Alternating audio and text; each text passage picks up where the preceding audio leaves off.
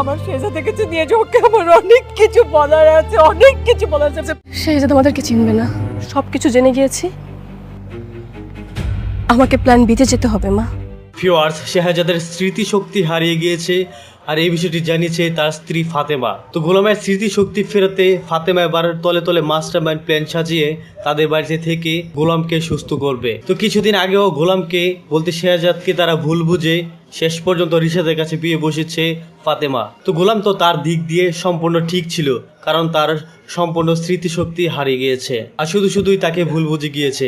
আর এখন তারা হারে হারে বুঝতে পারছে। তো শেষ পর্যন্ত রিশাদ কিন্তু তাদের সাথে বেইমানি করেছে এবং মিথ্যা কথা বলে সকল জায়গা সম্পদ ভোগ করার জন্য ফাতেমাকে বিয়ে করেছে। তো ভিউয়ার্স, ফাতেমা কি এবার তার লড়াইয়ে জিততে পারবে?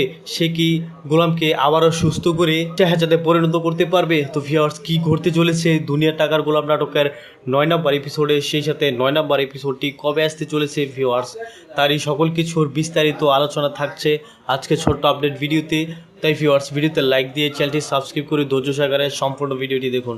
ভিউয়ার্স, সম্পূর্ণ ভিডিওটি দেখলে আপনারা জানতে পারবেন দুনিয়ার টাকার গোলাম নাটকের পরবর্তী এপিসোড, অতএব 9 নম্বর এপিসোডটি কবে আসতে চলেছে। এছাড়া ভিউয়ার্স, মির্জা বাড়ির ছোট মেয়ে যে কিনা গোলামের স্ত্রী, সে মূলত গোলামকে আগে হেট করতো, এখন ধীরে ধীরে গোলামের প্রতি দুর্বল হয়ে যাচ্ছে এবং গোলামকে পছন্দ করতে চলেছে। তো ভিউয়ার্স, শেষ পর্যন্ত গোলাম কার হবে?